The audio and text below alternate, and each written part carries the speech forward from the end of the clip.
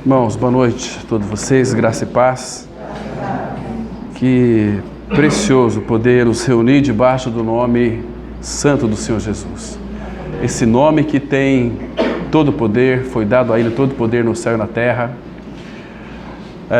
Muito interessante, se você dá uma olhada naquele livro de Daniel, quando o Senhor Jesus Cristo ele foi assunto aos céus, quando ele estava ali depois de dar mandamento aos homens, que ele foi levado aos céus em Atos capítulo 1, os discípulos começaram a olhar para o alto e até que uma nuvem o encobriu, depois não viram mais. Mas lá em Daniel, você vai perceber que existe um texto ali que é o Senhor Jesus chegando na glória. Ele vai se dirigir ao ancião de dias, o nosso Pai Celestial. E, embora não vai ser o assunto de hoje, mas me ocorreu no coração, como o irmão leu um versículo ali, eu também vou ler um versículo para vocês aqui, que é muito interessante, para que a gente possa perceber também. Hoje de manhã, eu esqueci de citar esse versículo, quero mostrar para vocês hoje. Por favor, abra em Daniel, capítulo 7. Aqui nós vamos ver o Senhor entrando na glória, se dirigindo ao ancião de dias. E uma coisa que vai nos alegrar muito o nosso coração é saber que tudo que o Senhor Jesus, Ele conquistou, foi para compartilhar conosco, a sua igreja. Daniel capítulo 7, aqui, irmãos, presta atenção que Ele está vindo, não voltando para buscar a sua igreja, mas vindo da terra para a glória. E aí, Daniel capítulo 7, versículo 13, olha aqui que coisa mais preciosa. A palavra ela diz assim, olha, Daniel 7, versículo 13. Eu estava olhando nas minhas visões da noite, e eis que vinha, aqui, esse vinha aqui não é o Senhor descendo para buscar a sua igreja, e eis que vinha com as nuvens do céu, um como o Filho do Homem. Claro, aqui é o nosso Senhor Jesus Cristo. Aqueles discípulos viram o Senhor Jesus até nas nuvens, depois não viram mais. Mas aqui Daniel, naquela linda visão, começa a trazer para nós, mostrar para nós, ele chegando ao trono da glória. Então, vinha com as nuvens do céu, um como o Filho do Homem, e dirigiu-se ao ancião de dias, e o fizeram chegar até ele. Agora veja aqui o 14. Foi-lhe dado domínio para o Senhor Jesus, glória e o reino, para que os povos, nações, homens de todas as línguas o servissem. O seu domínio é domínio eterno, que não passará, e o seu reino jamais será destruído. Então, quando ele foi ascendido, exaltado, glorificado, ele recebeu tudo isso do Pai. Mas, irmãos, ele recebeu aqui, importante nós atentarmos para um detalhe, foi-lhe dado domínio, que Adão perdeu tudo lá no paraíso. Ele restituiu todas as coisas. Domínio, glória, reino.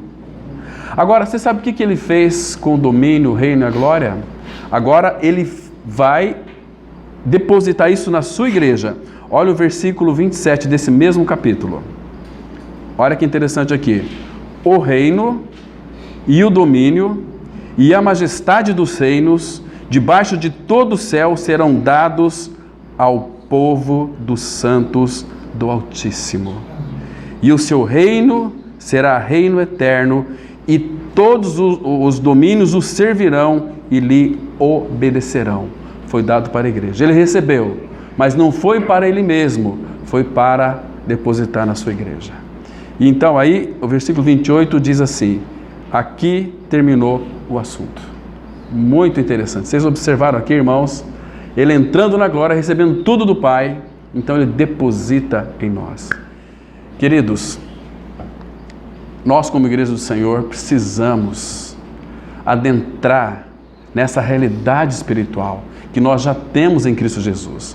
Filemão 1,6 vai dizer que todo bem que há em nós para com Cristo. Agora nós precisamos conhecer essa realidade do Filho. Hoje, com a ajuda do Senhor, nós vamos analisar um pouquinho sobre a prática da palavra. O mundo aí fora tem olhado para a igreja e o que o mundo tem visto na igreja, irmãos? Eu creio que nada tem chamado a atenção do mundo. O que o mundo vê na igreja é regras, é mandamentos, é uma série de doutrinas, a maioria delas inventada por homens. Então, quando se fala questão de igreja, a pessoa já dá um pulo lá para trás. Agora, a igreja de Cristo vai chamar a atenção do mundo quando ela viver a realidade espiritual do reino. Porque o reino de Deus foi colocado dentro de nós. Então esse vaso precisa ser quebrado para que essa luz brilhe. Então agora vamos abrir lá em Tiago, capítulo 1. Tiago, capítulo 1.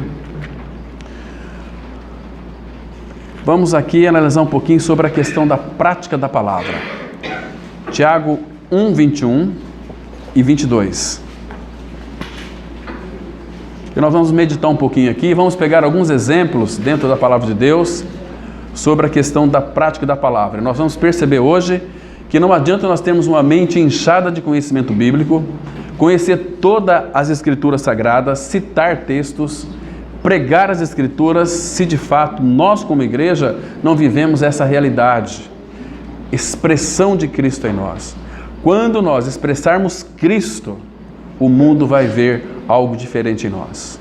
Nós então vamos chamar a atenção e eles vão perceber que no meio deles houve um profeta, porque Paulo fala que nós somos para com Deus o bom perfume de Cristo, tanto naqueles que são salvos como naqueles que se perdem.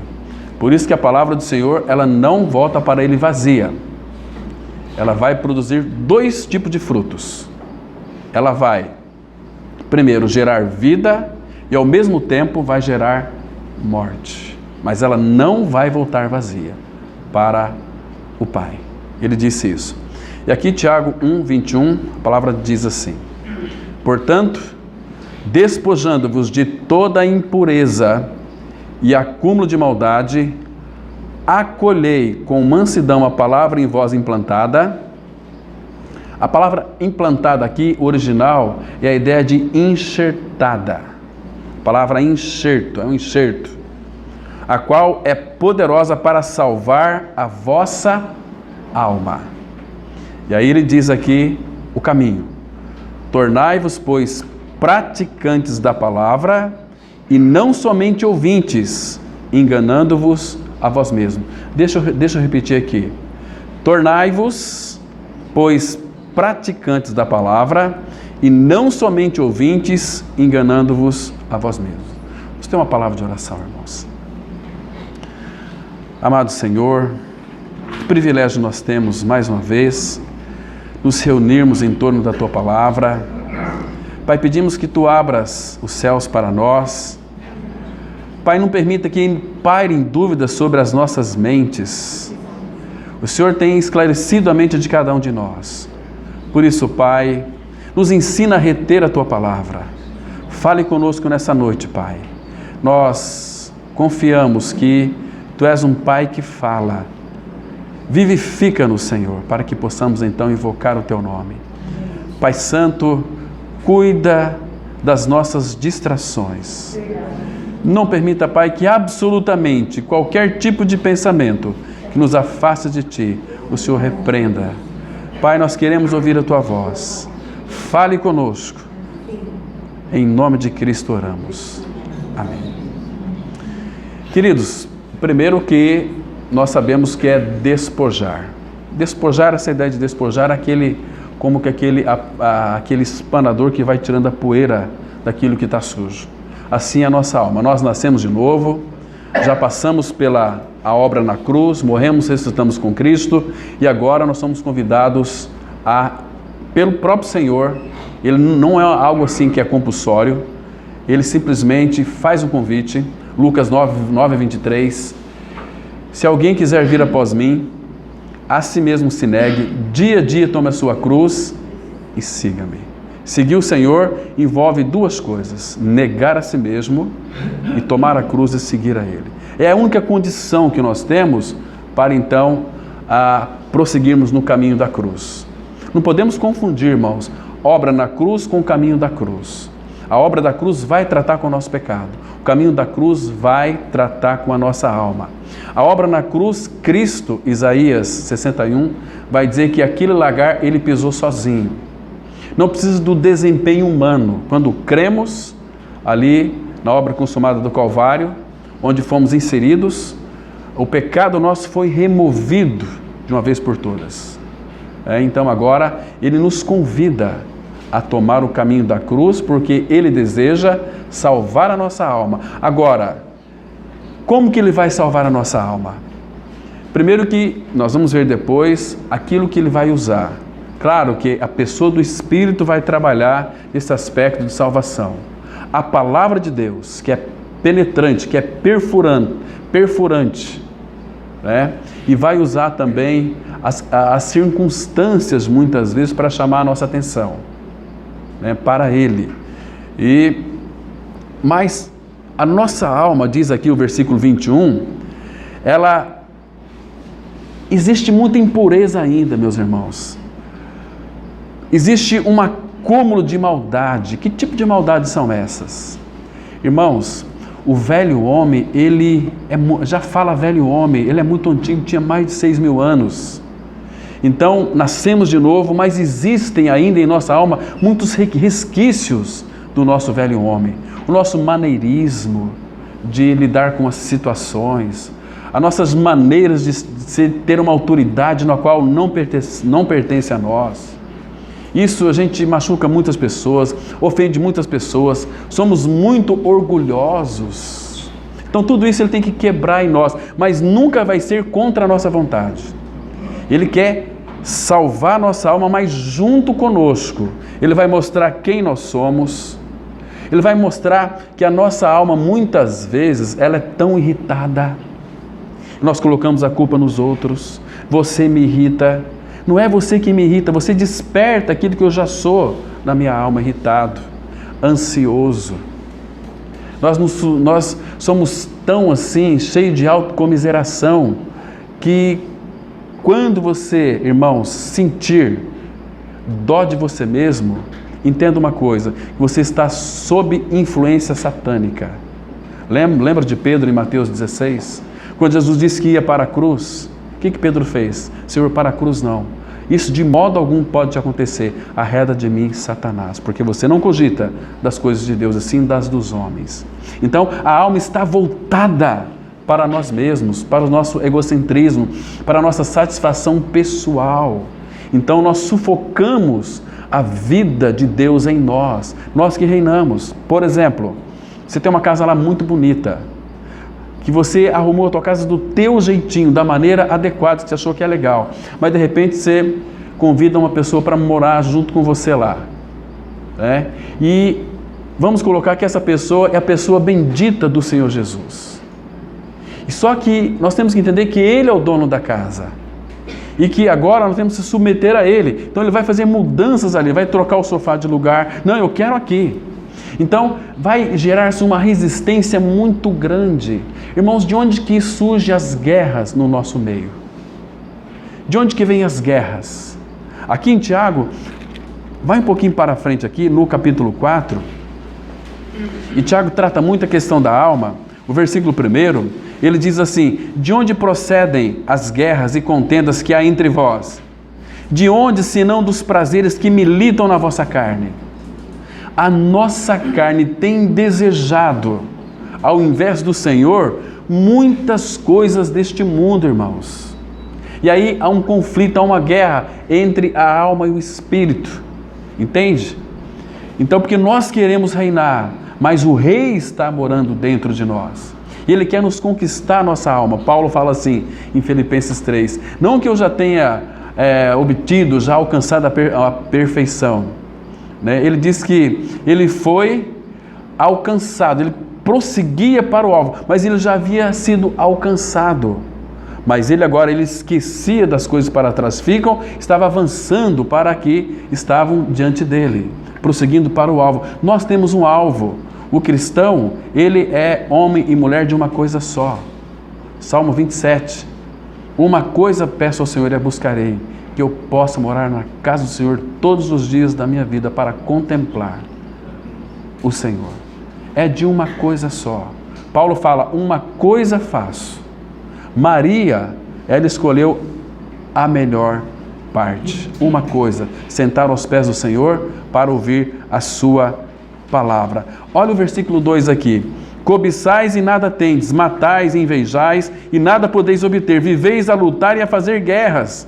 Nada tendes porque não pedis, pedis e não recebeis porque pedis mal, para esbanjardes em vossos prazeres. Nós vamos usar aqui muitas vezes até o Senhor, pedindo dele para que então ele satisfaça os nossos prazeres, às vezes da carne, da alma. Hoje é um absurdo, as pessoas vão se reunir como igreja para buscar a sua bênção. Que tristeza isso, irmãos. O abençoador é aquele que mora dentro de nós. E nele nós já somos abençoados. Se você ler Efésios 1, do 3 até o versículo 15, ali estão descritas todas as bênçãos que fomos abençoadas na pessoa do Filho. Então, queridos, ele ama tanto a igreja. Agora nós precisamos, com a ajuda do Senhor, urgentemente, nesses nem dias, última hora da volta de Cristo. Irmãos,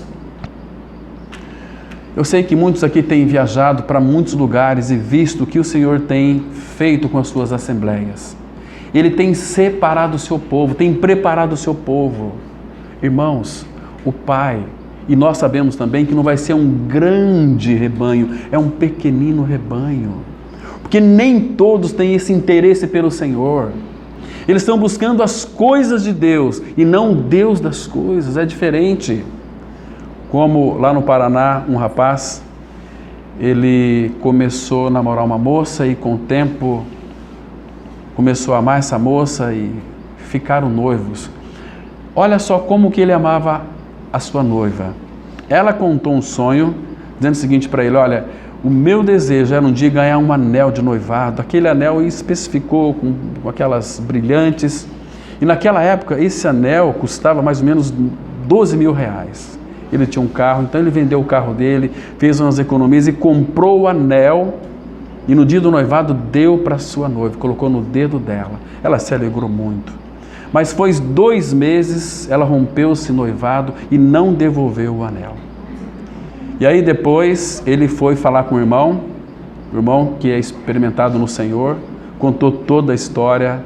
E aí o irmão falou para ele o seguinte, olha, você tem que louvar a Deus porque ela lhe deixou. Ela não estava preocupada com o doador, ela queria as dádivas que você podia dar para ela. E assim são muitos, irmãos. As pessoas se encantam com as bênçãos de Deus e se esquecem do Senhor. As grandes bênçãos de Deus que chegam até nós, se elas não passar pela cruz, elas vão nos corromper. Porque eu tenho isso, alcancei do Senhor isso e mais aquilo, e você se esquece do Senhor. E o Senhor tem nos chamado para Ele, para um relacionamento.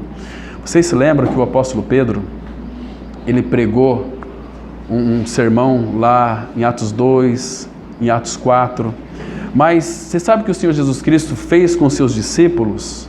Primeira coisa, eu queria que vocês acompanhassem, eu gosto muito de mostrar na palavra, citar fica meio disperso para a gente fixar. Abra lá em Marcos, por favor, Evangelho de Marcos, no capítulo 3, Evangelho de Marcos, capítulo 3, versículo 13 e 14. Vou fazer a leitura, os irmãos acompanhem aí, por favor, que diz assim, preste bem atenção aqui. Por que muitas vezes, antigamente, irmãos, o cristianismo funcionava de uma forma tão simples, mas tinha poder, tinha unção, tinha presença do Pai, presença do Espírito, a presença do Senhor, porque, irmãos, eles viviam uma vida de relacionamento com o Senhor. Eles respondiam ao Senhor, diz assim o versículo 13, depois subiu ao monte e chamou os que ele mesmo quis e vieram para junto dele. Marcos 3,13. Ele chamou que ele mesmo quis e vieram para junto dele. Hoje as pessoas querem sair pregando sem o primeiro chamamento nosso não é ir de pregai o Evangelho. O primeiro chamamento nosso é para Ele. Ele morreu por todos, para que os que vivem não vivam mais para si, mas para aquele que por eles morreu e ressuscitou. 2 Coríntios 5, versículo 15. Então, chamou para junto dele. Olha o 14 agora. Então, designou 12 para, primeiro, estarem com ele e para os enviar e pregar. Aí, pela presença dele, receberam também autoridade para expelir demônios, uma série de coisas. Mas, queridos, o apóstolo Pedro estava aqui também. Então, a palavra enfoca muito Pedro, porque Pedro é um exemplo do discipulado que o Senhor quer fazer conosco também, que está fazendo na vida de muitos irmãos. Então, aqui, Pedro estava com o Senhor. Nós não sabemos qual foi aqui, o que eles conversaram, que tipo de comunhão. Mas isso também significa que quando você está diante do Senhor, na presença dEle, a sós com Ele, Ele vai lhe falar muitas coisas e revelar muitas coisas ao seu coração que é teu, porque você é uma pessoa que tem disposto o coração. Isso que Ele quer, um coração disposto, um coração voluntário, um coração inteiro para o Senhor. Então Ele vai fazer muitas coisas. Então vamos ver um sermão que Pedro pregou, a reação daquelas pessoas que estavam ouvindo Pedro. Abrem Atos capítulo 4, versículo 13. Observam aqui, porque o nosso Senhor, irmão, Ele é muito prático, entende? Olha só, eu vou ler o versículo 12, nesse sermão que Pedro pregou aqui, Atos capítulo 4, versículo 4 e 12. Aí você vai descobrir por que Pedro ele era tão intrépido na pregação da palavra. Versículo 12 disse assim: e aqui, irmãos, ele está também diante de muitos soldados armados. Ele teve a coragem de não negar o nome de Cristo, porque ele estava cheio do Espírito Santo. Ele estava cheio de Deus, porque o versículo 8 diz assim: então Pedro, cheio do Espírito Santo, lhes disse, autoridades do povo e anciãos, visto que hoje somos interrogados a propósito do benefício feito a um homem enfermo, de modo porque foi curado. Aí ele começa a falar, já vai para Cristo. Aí no versículo 12, olha a intrepidez de Pedro. E não há salvação em nenhum outro, porque debaixo do céu não existe nenhum outro nome dado entre os homens, pelo qual importa que sejamos salvos. Agora, queridos, olha a reação do povo, versículo 13. Ao verem a intrepidez de Pedro e João, sabendo que eram homens iletrados e incultos, admiraram-se. Essa palavra aqui, admiraram-se, no original, eles foram espancados pela palavra. Eles foram perfurados pela palavra de Deus. Admiraram-se, ficaram atônitos e reconheceram que haviam eles estado com Jesus. Por que essa intrepidez toda? Porque o Senhor os chamou para estar com Ele. Percebe? Hoje, qual é o chamado? Ele tem nos chamado para uma vida de relacionamento. Se nós não cultivarmos uma vida a sós com o Senhor, claro que coletivamente também é preciosíssimo demais, mas eu sei que cada um deve ter, irmãos, essa disposição de coração para estar aos pés de Cristo, para buscar a direção do Senhor. É ali que surgem os avivamentos, aos pés do Senhor, que vamos ter a direção dEle, vamos ter a unção dEle, vamos ter a presença dEle, porque aquele que nos envia vai estar sempre conosco, mas nós temos passado o tempo com Ele, irmão. Infelizmente, muito tem se distraído do Senhor. Eu conheço a palavra. Conhecer a palavra sem ter a realidade da palavra não significa absolutamente nada. Precisamos sim conhecer o Senhor, conhecer sua palavra e, na dependência do Espírito, praticá-la. Agora, nossa alma está cheia de muitas maldades. Nós somos fofoqueiros.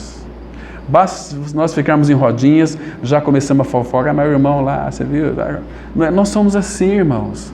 Então nós temos que, Senhor, ajuda-me a despojar que ele vai fazer? Ele vai mostrar quem nós somos, porque quanto mais nós nos aproximamos do Senhor, mais a luz dele vai incidir sobre nós, e nós, pela luz do Senhor, nós vamos conhecer quem nós somos. Você vai ficar assustado. Lembra que Paulo, ele disse lá em Timóteo, eu sou o principal dos pecadores? Por que ele disse isso? Mas se Paulo estivesse no nosso meio, ele já estava bem velho, é muito maduro. Mas por que ele disse que era o principal dos pecadores? Porque os maduros ficam mais perto da luz. Então ele estava mais perto de Cristo. Então a luz incidiu sobre as trevas de Paulo. Então Paulo poderia conhecer ainda que era o principal dos pecadores. Estão me compreendendo, irmãos? E que saber que Paulo foi tão amado pelo Senhor. Se você ler as cartas de Paulo, você vai perceber que ele diz assim, lá em Timóteo também, sobre a coroa da vida, não só a mim, mas a todos aqueles que amam a sua vinda, que amam o Senhor. Uma pergunta que temos que responder ao nosso coração, aos pés do Senhor. Irmãos, você ama o Senhor?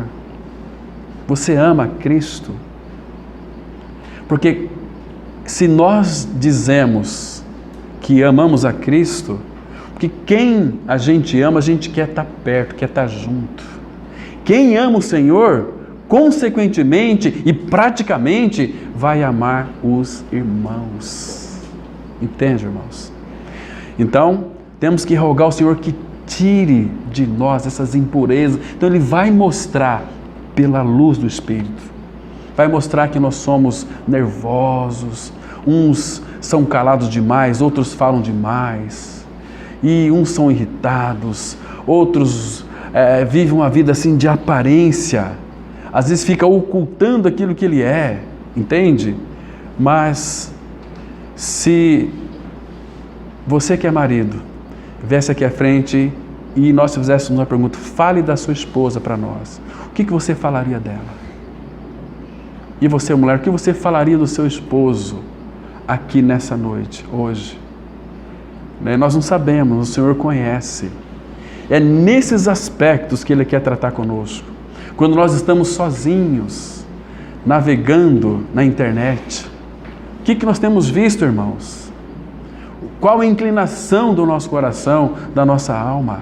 Ele tem visto todas as coisas. É um precioso Senhor, mas Ele quer tratar conosco. Ele sabe disso porque quando Ele escolheu você, quando Ele chamou o profeta Jeremias não quis ir, etc. E muitos, às vezes, dá uma pisada na bola, pensa que o Senhor, então, ficou muito chateado com você. Queridos, Ele fala assim, antes que você nascesse, eu já te conhecia. Então, Ele já sabia daquele erro lá. Então, não é erramos, não podemos fugir do Senhor. Muito pelo contrário, temos que voltar para o Senhor. Senhor, tem misericórdia de mim. Misericórdia de mim. Eu tenho certeza, meus irmãos, que Ele tem um grande interesse em purificar nossa alma, mas Ele quer ver em nós prática, porque senão o que adianta, irmãos, nós dissermos que somos filhos de Deus em Cristo Jesus, nascemos de novo, Cristo é a nossa vida, nós estamos no caminho do crescimento, mas como tem sido a nossa prática? Porque muitos, infelizmente, têm professado o Senhor, mas a sua vida prática desmentem aquilo que eles professam. Dá uma olhada, por favor, em Tito, capítulo 1, versículo 16. Aqui, a palavra nos chama muito a nossa atenção, dizendo o seguinte, observam aqui, irmãos. Tito 1, versículo 16. Olha que coisa mais interessante. Porque confessar com os lábios, qualquer louro aí confessa. Mas ele diz assim, no tocante a Deus, professam conhecê-lo. Nós conhecemos o Senhor, nós conhecemos a verdade, mas, entretanto, o negam por suas obras. Ou seja, as suas práticas são totalmente contrárias àquilo que eles professam ser, né? É por isso que são abomináveis, desobedientes e reprovados para toda boa obra. Está vendo, meus irmãos? Isso é muito sério. Então, não se esqueçam disso, que vida de Cristo, pregação da palavra, tem que estar em harmonia com vida, com o nosso conhecimento, com a nossa prática. Tem que haver uma harmonia entre conhecimento e prática da palavra de Deus. Isso, quase todas as escrituras, o Espírito Santo vai chamar a nossa atenção. Mostrar mais um texto para os irmãos. Abram, por favor, em Ezequiel, capítulo 33. Ezequiel, capítulo 33, versículo 31. Mais uma vez, ele nos chama a nossa atenção aqui. Então, assim diz o Senhor através da sua palavra. Ezequiel 33, versículo 31. Eles vêm a ti, como um povo costuma vir, e se assentam diante de ti como meu povo, e ouvem as tuas palavras, mas não as põem por prática, por obra. Pois com a boca professam muito amor, mas o coração só ambiciona lucro.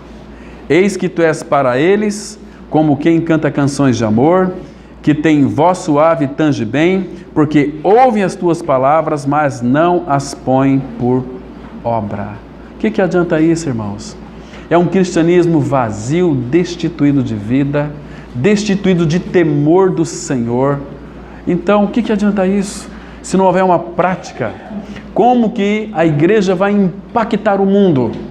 Vivendo a praticidade da palavra, servindo uns aos outros. O que é a igreja? A igreja, um irmão servindo outro irmão.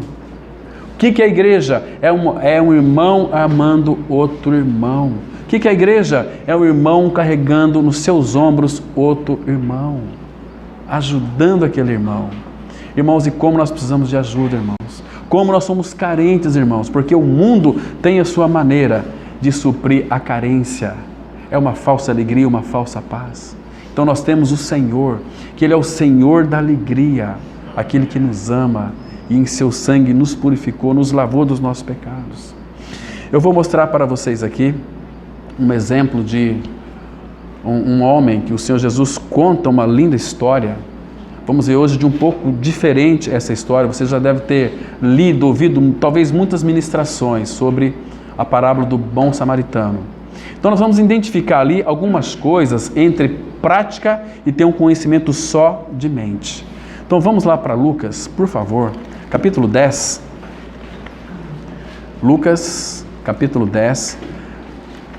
Aqui nós vamos parar um pouquinho nessa parábola e tirar algumas lições para nós aqui. A partir do versículo 25. Nós vamos ler com bastante cuidado, bem devagarinho, para nós aproveitarmos o máximo aqui da palavra do Senhor. Então Jesus vai contar aqui sobre um certo intérprete da lei, versículo 25, Lucas 10, verso 25.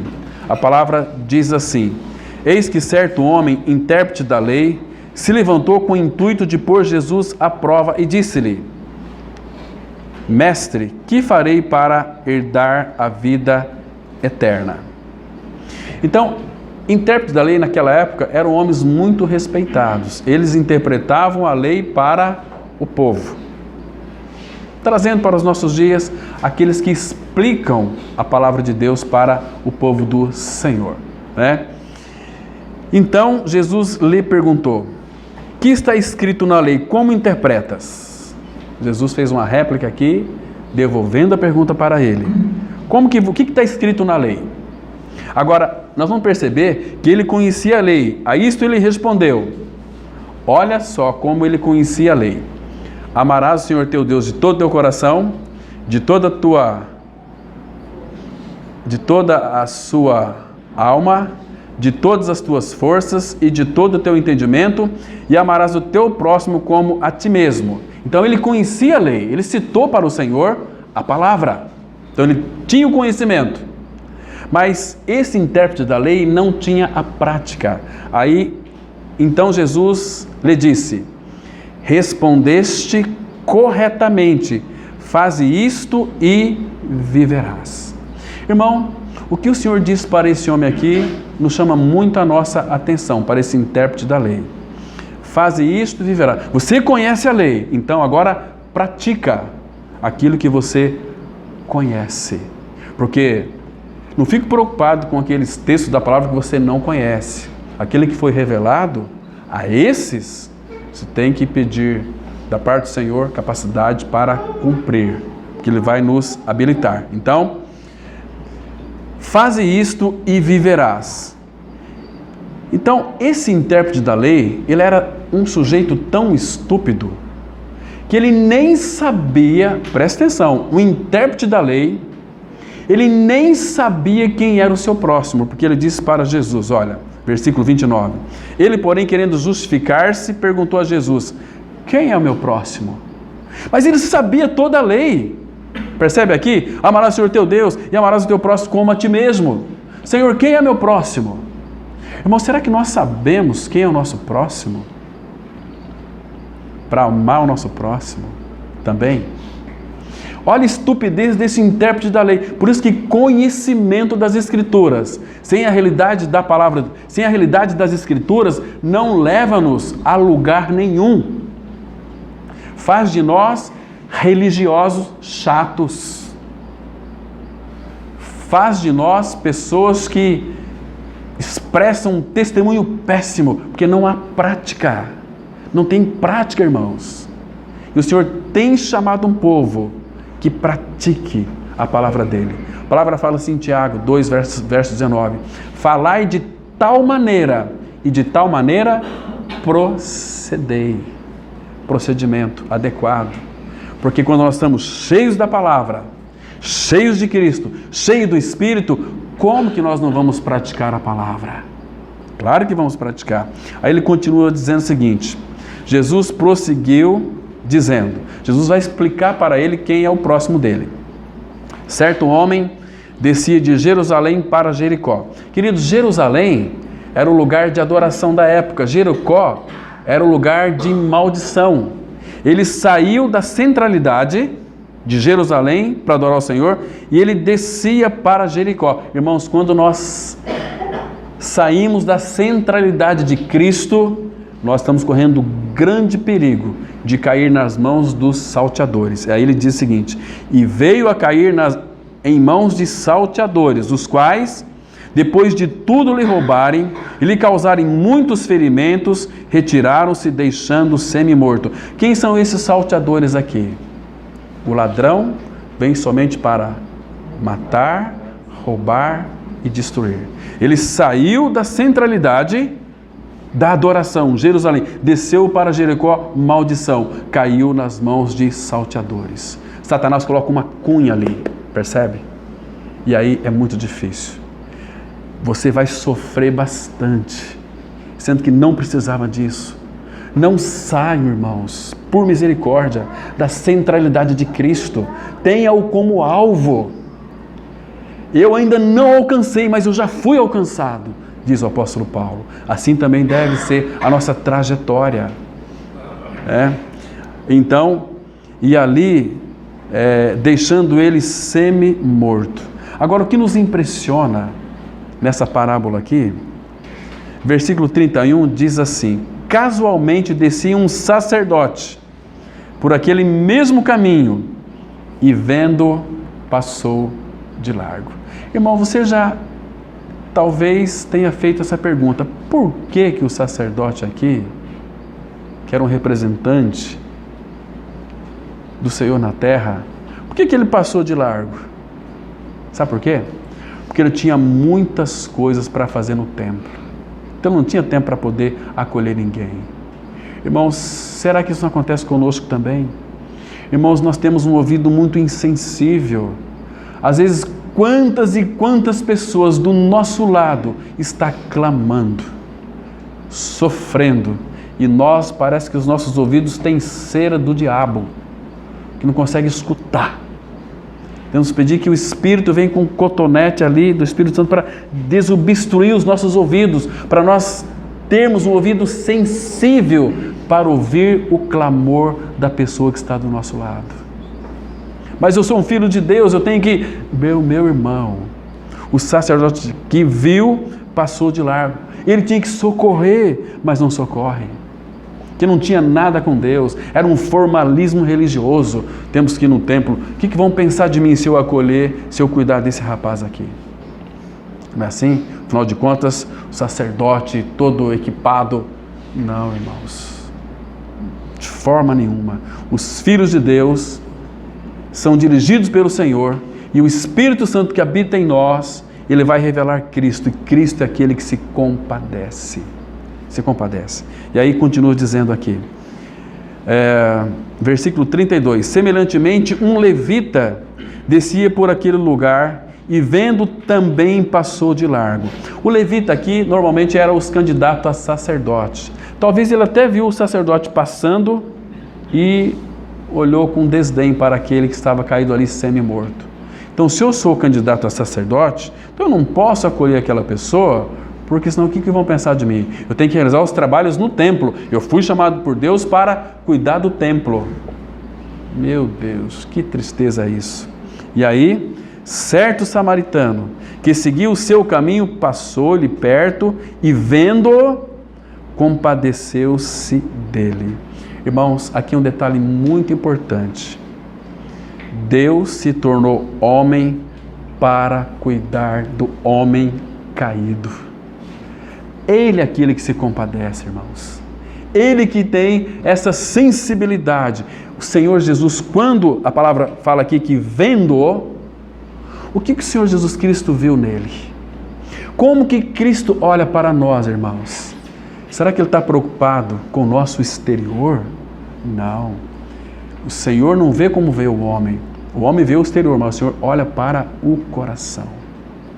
Talvez o Senhor viu neste homem muita frustração.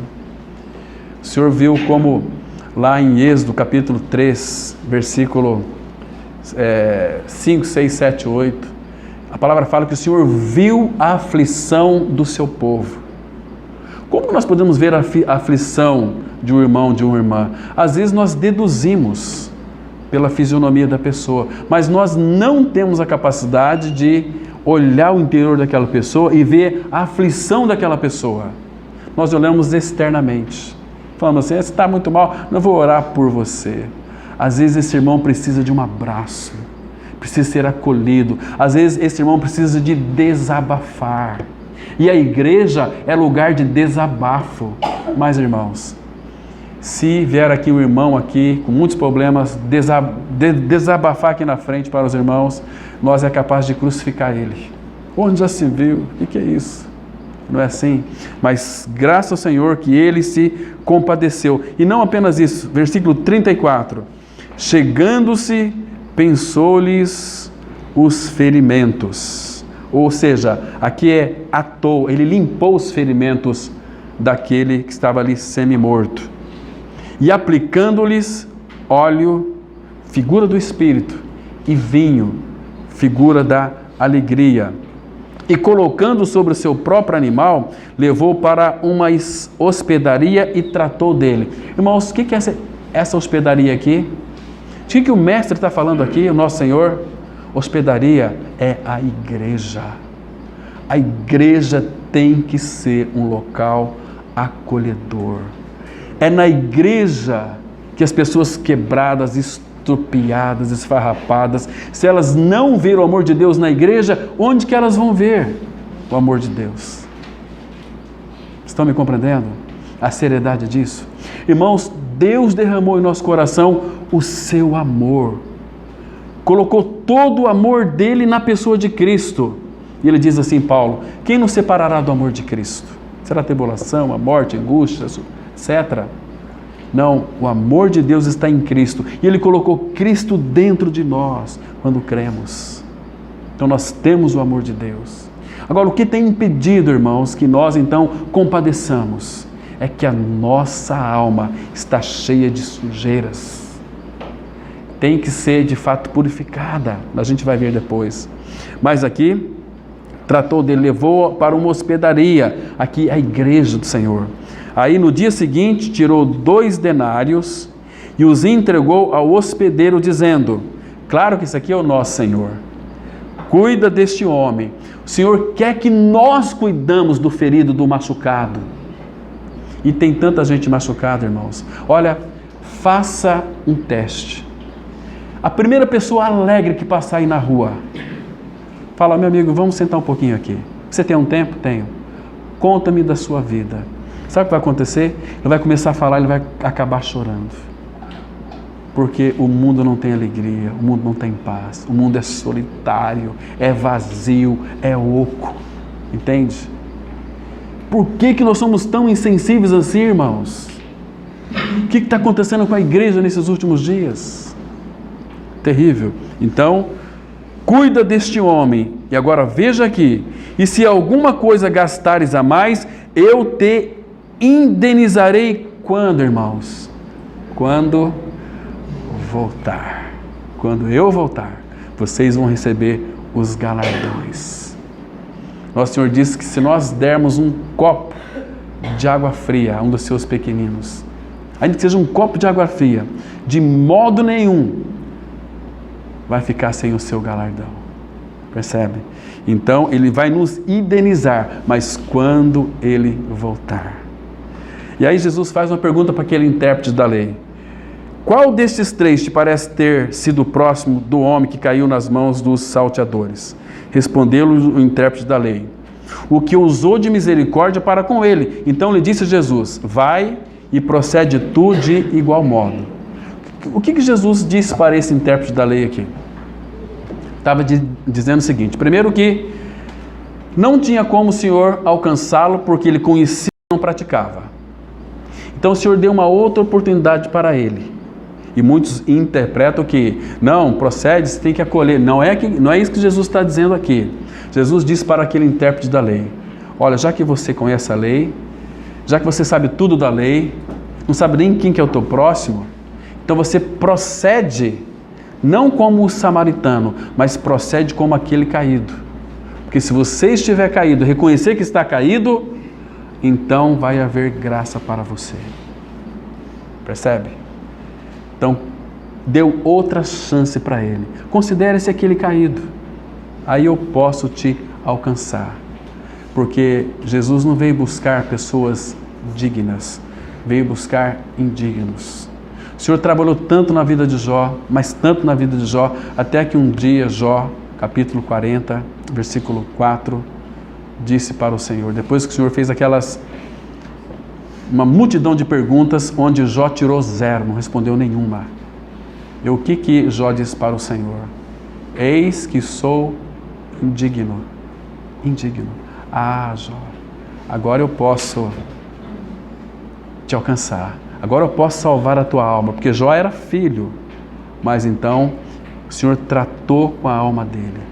E quando Deus vai tratar na nossa alma, irmãos, para que então sejamos praticantes da palavra, às vezes Ele tem que nos fazer chorar, às vezes Ele tem que nos fazer derramar lágrimas, às vezes de dor, porque a única forma dele nos chamar a nossa atenção, ainda que não seja da vontade dele, mas Ele tem que fazer a gente muitas vezes sofrer.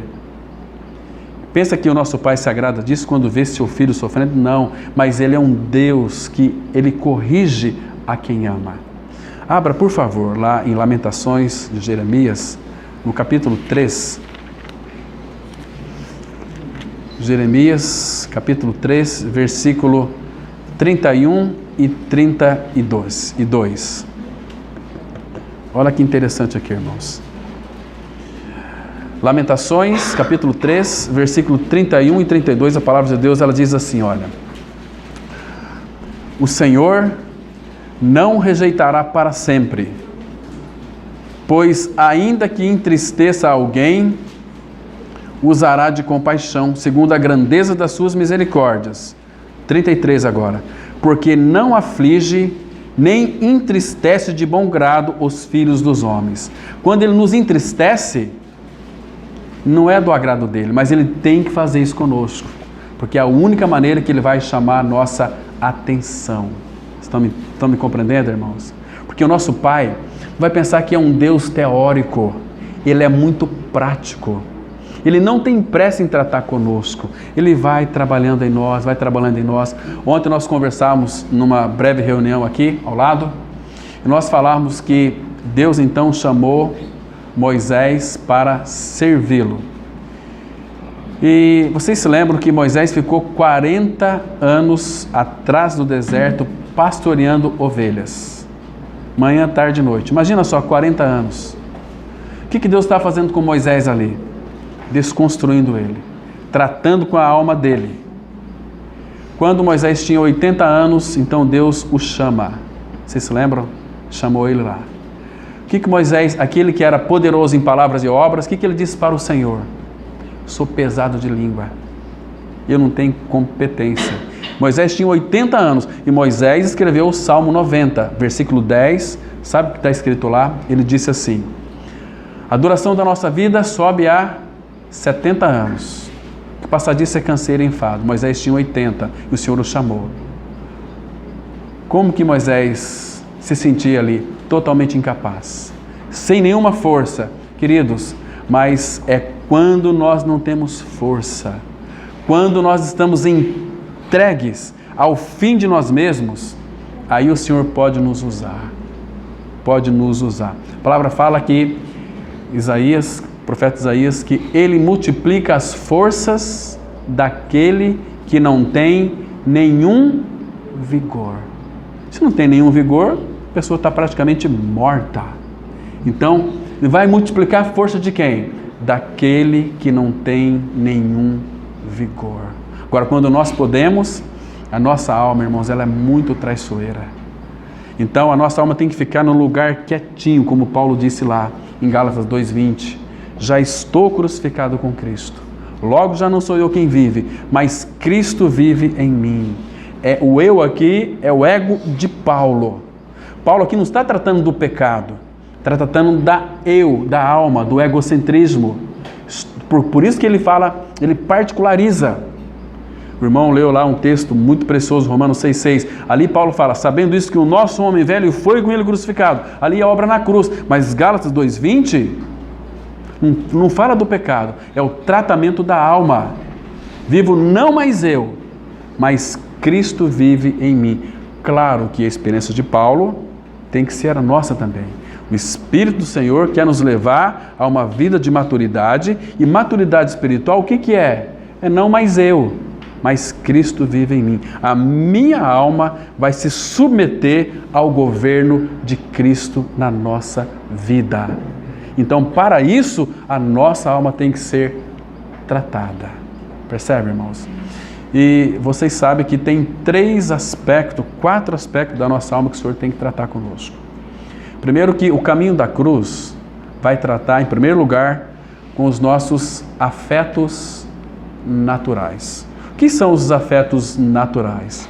Mateus 10, de 37 até o 39, o Senhor Jesus ele vai dizer o seguinte: quem amar pai e mãe, filho ou filho, mais do que a mim, não é digno de mim. Então a nossa alma, as nossas afetividades estão voltadas para a minha família.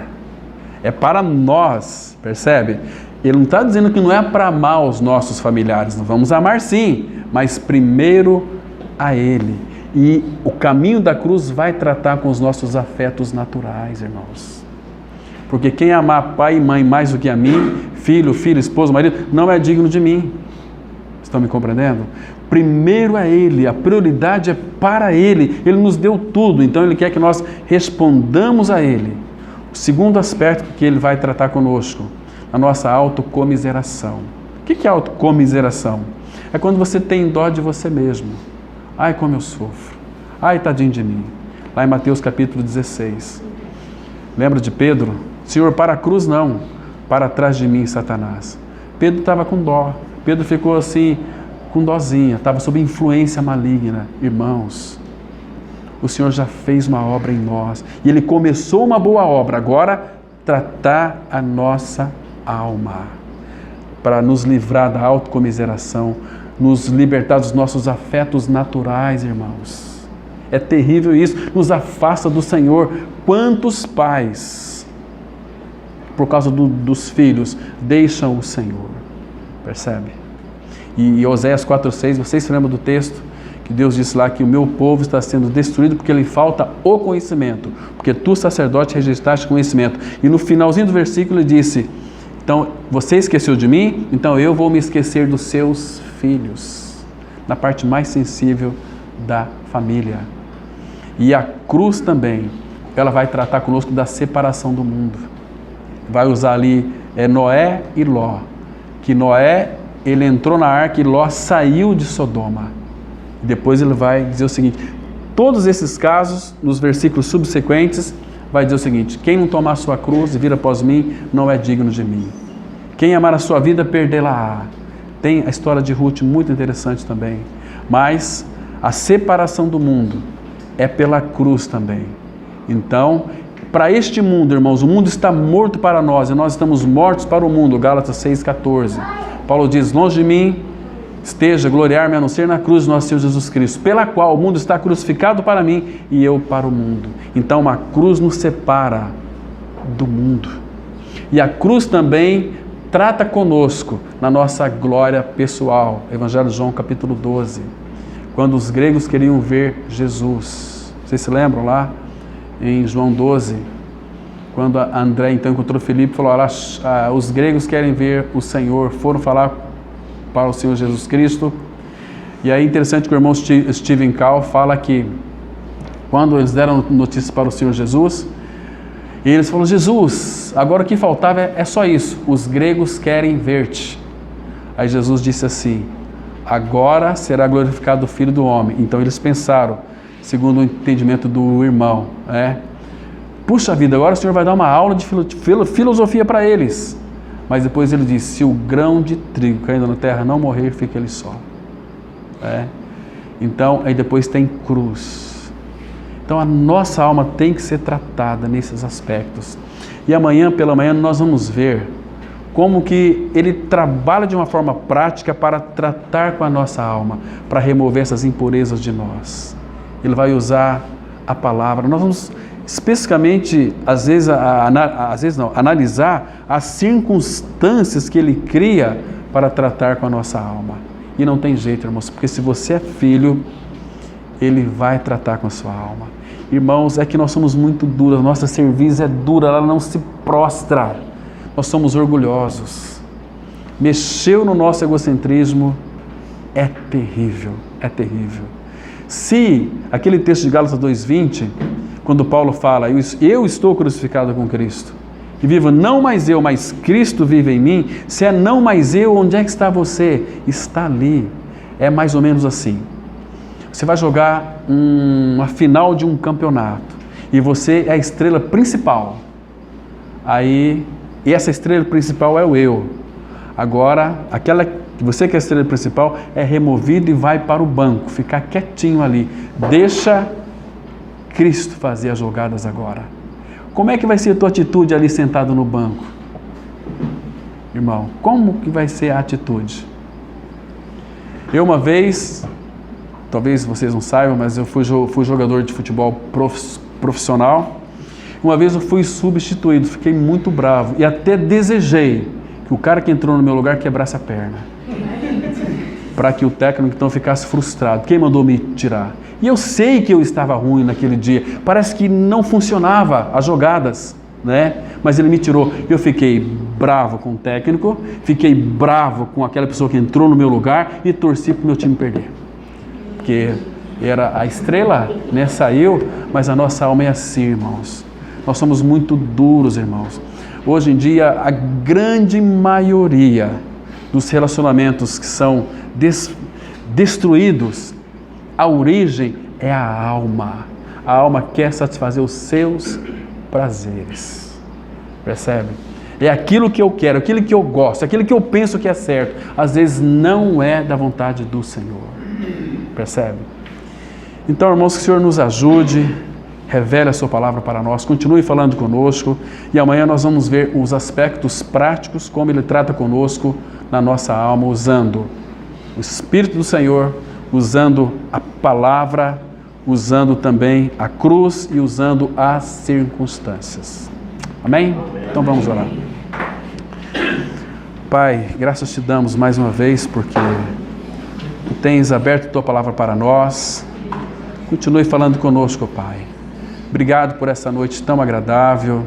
Obrigado pelo tempo que passamos aqui, Pai, em torno da Tua palavra.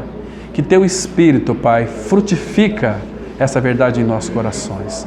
Tem misericórdia de nós, Senhor. Em nome de Cristo nós oramos. Amém.